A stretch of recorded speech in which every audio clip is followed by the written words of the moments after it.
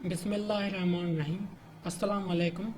Grammar lessons के lecture number 14 में खुशामदीद। आज के लेक्चर में हम interrogative negative of continuous tense और रिलेटिव प्रोनाउन के बारे में मज़ीद सीखेंगे।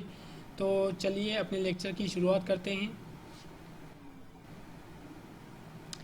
इंट्रोगेटिव नेगेटिव के लिए हमारे पास 5 रूल हैं। पहले 3 रूल प्रेजेंट के लिए हैं और बाकी 2 रूल जो हैं पास्ट के लिए हैं। तो पहले फर्स्ट रूल की तरफ आते हैं जो कि सिंगुलर नाउन ही शी और इट के लिए इस्तेमाल होता है। तो फॉर एग्ज़ाम्पल हमारा सवालिया मनफी जुमला है, क्या वो ख़त नहीं लिख रहा है। तो इसके लिए हम इंट्रोगेटिव नेगेटिव ऐसे बनाएंगे कि पहले हम इज़ लिखेंगे, फिर जो भी सब्जेक्ट हो सिंगुलर नाउन ही शी और इट में से वो लिखेंगे। यहाँ पर वो है तो यहाँ पर ही लिखेंगे, फिर नॉट लिखेंगे, फिर मेन व फोर्थ फॉर्म लिखेंगे जो कि राइट का राइटिंग है, आखिर में ऑब्जेक्ट लिखेंगे। तो ये हमारा स्ट्रक्चर हो गया। Is he not writing a letter. ठीक है। रूल नंबर 8 जो है वो है प्लूरल प्रोनाउन दे वी और यू के लिए। तो फॉर एग्जांपल हमारा सवालिया मनफी जुमला है, क्या वो खाना नहीं खा रहे हैं। तो इसके लिए सेंटेंस स्ट्रक्चर होगा, पहले हम आर लिखेंगे, फिर सब्जेक्ट लिखेंगे जो कि यहाँ पर दे है, उसके बाद नॉट लगाएंगे, फिर मेन व फोर्थ फॉर्म ईट का ईटिंग है वो लिखेंगे, फिर आखिर में ऑब्जेक्ट लगाएंगे जो कि मील है। तो ये हमारा सेंटेंस स्ट्रक्चर हो गया, आर दे नॉट ईटिंग मील। ठीक है। रूल नंबर 9 जो है वो आई के लिए है। तो फॉर एग्जांपल हमारा सवालिया मनफी जुमला है कि क्या मैं ख़त नहीं लिख रहा हूँ।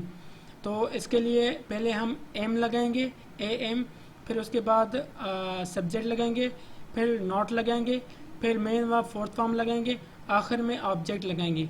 तो ये हमारा सेंटेंस स्ट्रक्चर हो गया, am I not writing a letter. ठीक है। इसके बाद 2 पास्ट के सेंटेंस आते हैं। पहला सेंटेंस जो है singular noun he she it और आई के लिए इस्तेमाल होता है। तो फॉर एग्जांपल हमारा सवालिया मनफी जुमला है, क्या वो ख़त नहीं लिख रहा था। तो पहले हम इसका इंट्रोगेटिव नेगेटिव बनाने के लिए वाज लिखेंगे, फिर सब्जेक्ट लगाएंगे जो कि singular noun he she it और आई में से कोई भी हो सकता है, यहाँ पर ही है। उसके बाद नॉट लगाएंगे, फिर मेन वर्ब फोर्थ फॉर्म लगाएंगे जो कि राइट का राइटिंग है, आखिर में ऑब्जेक्ट लगाएंगे जो कि अ लेटर है। तो ये हमारा इंट्रोगेटिव नेगेटिव हो गया, was he not writing a letter. ठीक है। उसके बाद लास्ट रूल जो आता है वो प्लूरल नाउन दे वी और यू के लिए इस्तेमाल होता है। तो फॉर एग्जांपल हमारा सवालिया मनफी जुमला है, क्या वो ख़त नहीं लिख रहे थे। तो इसके लिए हम पहले वर्ड लगाएंगे, उसके बाद जो भी सब्जेक्ट होगा प्लूरल नाउन दे वी और यू में से वो लिखेंगे। यहाँ पर वो है तो उसका दे होगा, फिर नॉट लगाएंगे, फिर मेन व फोर्थ फॉर्म लगाएंगे जो कि राइट का राइटिंग है, आखिर में ऑब्जेक्ट लिखेंगे जो कि लेटर्स है। तो ये हमारा हो गया इंट्रोगेटिव नेगेटिव कि वर दे नॉट राइटिंग लेटर्स। अब चलिए इनके रूल्स की तरफ चलते हैं और एक मरतबा फिर याद करते हैं उनको।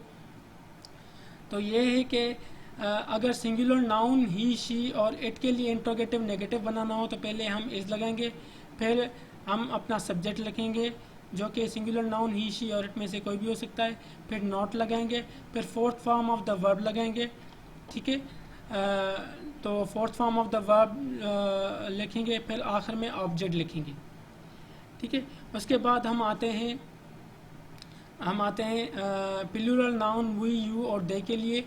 तो अगर प्लूरल नाउन वी यू और दे हो तो उनको इंट्रोगेटिव नेगेटिव बनाने के लिए पहले आर लिखेंगे, फिर प्लूरल नाउन वी यू और दे में से जो भी हो उनको लिखेंगे, फिर नॉट लिखेंगे, फिर fourth form of the verb लिखेंगे, आखिर में ऑब्जेक्ट लिखेंगे। उसके बाद अगर हमारा रूल हो आई के लिए तो आई के लिए हम पहले एम लगाएंगे, फिर आई लगाएंगे, फिर नॉट लिखेंगे, फिर fourth form of the verb लिखेंगे, आखिर में ऑब्जेक्ट लिखेंगे। तो हमारा ये आई के लिए सेंटेंस स्ट्रक्चर हो गया। उसके अलावा दो जो हैं पास के लिए हैं। अगर singular noun he, she, it और आई हो तो उसका पास्ट के लिए पहले हम इंट्रोगेटिव नेगेटिव के लिए हम वाज लगाएंगे, फिर singular noun he, she, it और आई में से जो भी हो उसको लिखेंगे, फिर नॉट लिखेंगे, फिर fourth form of the verb लिखेंगे, आखिर में ऑब्जेक्ट लिखेंगे। लेकिन अगर plural noun we, you, they, we, you और दे हो तो इनका नेगेटिव बनाने के लिए, इनका इंट्रोगेटिव नेगेटिव बनाने के लिए पहले वर्ड लिखेंगे, फिर प्लूरल नाउन वी, यू और दे में से जो भी हो उनको लिखेंगे, फिर नॉट लगाएंगे, फिर fourth form of the verb लगाएंगे, आखिर में ऑब्जेक्ट लगाएंगे।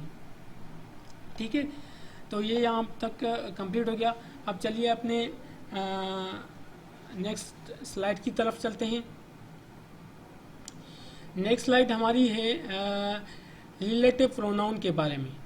तो ये कहती है कि the relative pronoun who can be use with antecedent. ठीक है, रिलेटिव प्रोनाउन हु जो है वो एंटीसीडेंट के साथ इस्तेमाल हो सकता है। पहले आइए हम एंटीसीडेंट के बारे में जानते हैं कि वो क्या है। A noun which goes before pronoun और relative pronoun is called as antecedent. ठीक है, जो भी नाउन किसी भी प्रोनाउन या रिलेटिव प्रोनाउन से पहले इस्तेमाल हो उसे हम एंटीसीडेंट कहते हैं। For example Mary felt unwell so she rush to the nearby hospital. यहाँ पर मैरी एंटीसीडेंट है शी की। ठीक है, दूसरा एग्जाम्पल है the man who has cheated me was yesterday arrested by the police. यहाँ पर द मैन एंटीसीडेंट है हु का। ठीक है, तो ये हमें एंटीसीडेंट के बारे में पता चल गया। अब नेक्स्ट पढ़ते हैं कि in the following sentence the relative pronoun is used with antecedent. नीचे दिए गए जुमलों में रिलेटिव प्रोनाउन जो है वो एंटीसीडेंट के साथ इस्तेमाल हो रहा है। For example the man who had won the world snooker championship has been awarded national prize. अब यहाँ पर द मैन जो है एंटीसीडेंट है हु का। ठीक है, तो हु रिफर करा है द मैन को। ठीक है, तो ये हो गया कि यानी द मैन जो है द मैन के साथ हु कैसे इस्तेमाल होता है, ये एंटीसीडेंट के साथ इस्तेमाल हो गया। दूसरा रूल है the books which you see on the table cost me 90 rupees. जो किताब तुमने मुझे दी थी, जो किताब जो तुम टेबल पे देख रहे हो उसने वो कास्ट की 90 रुपीज़ की, यानी उसकी कास्ट है 90 रुपीज़। तो ये जो सेंटेंस है द बुक्स जो है और विच जो है, तो विच जो है विच का एंटीसीडेंट है द बुक्स। ठीक है, यानी विच जो है रिफ़र कर रहा है द बुक को। ठीक है, तो द बुक्स को हम एंटीसीडेंट कह सकते हैं विच का। तो ये भी इस्तेमाल है रिलेटिव प्रोनाउन का। थर्ड सेंटेंस है the teacher sent for the boy who came at once. अब तीसरे सेंटेंस में भी जो है हु जो रिप्रेजेंट कर रहा है द बॉय को। ठीक है, हु जो रिप्रेजेंट कर रहा है द बॉय को, तो ये द बॉय हो गया इसका एंटीसीडेंट। तो यानी रिलेटिव प्रोनाउन एंटीसीडेंट को के साथ इस्तेमाल हो सकता है। फोर्थ सेंटेंस है I gave him a rupee which was all I had with me. तो यहाँ पर विच जो है एंटीसीडेंट रुपी को रिप्रेजेंट कर रहा है, तो ये रिलेटिव प्रोनाउन का यूजेज हो गया। तो ये यहाँ तक था। अब चलिए नेक्स्ट स्लाइड की तरफ चलते हैं। अब नेक्स्ट स्लाइड कहती है कि the relative pronoun which has not genitive case but whose is used as a substitute for of which is. तो ये कह रहा है कि द रिलेटिव प्रोनाउन विच का जेनेटिव केस नहीं होता, यानी उसका पॉसेसिव केस नहीं होता, लेकिन हुज इस्तेमाल हो सकता है ऑफ विच को रिप्रेजेंट करने के लिए। ठीक है, for example a triangle whose 3 sides are equal is called as a equilateral triangle. तो यहाँ पर हम हुज के बजाय ऑफ विच भी लिख सकते थे, लेकिन हमने ऑफ विच के बजाय हुज लिख दिया। तो ये हम ऐसे भी लिख सकते थे a triangle of which 3 sides are equal is called as an equilateral triangle. तो हम ऑफ विच के बजाय हुज भी लिख सकते थे, हुज भी लिख सकते हैं। ठीक है, नेक्स्ट पॉइंट कहता है it is use only for lifeless things and for animals. It में रिफर टू सिंगुलर और प्लूरल नाउन्स। तो ये कहता है कि विच जो है वो लाइफलेस थिंग्स और एनिमल के साथ इस्तेमाल होती है, और ये दोनों सिंगुलर और प्लूरल नाउन दोनों के लिए इस्तेमाल हो सकती है। ठीक है, तो आपको ये याद रखना है कि विच जो है लाइफलेस थिंग्स और एनिमल्स के लिए इस्तेमाल होती है, पर्सन्स के साथ इस्तेमाल नहीं होगी। ठीक है, आगे आता है कि विच में also refer to a sentence, यानी विच जो है किसी जुमले को का हवाला देने के लिए भी इस्तेमाल हो सकता है। For example, the US alleges Iraq for having biological weapons which turned out to be false. अब यहाँ पर विच जो है रिप्रेजेंट कर रहा है पहले सेंटेंस को, जो कि कह रहा है कि the US alleges Iraq for having biological weapons को।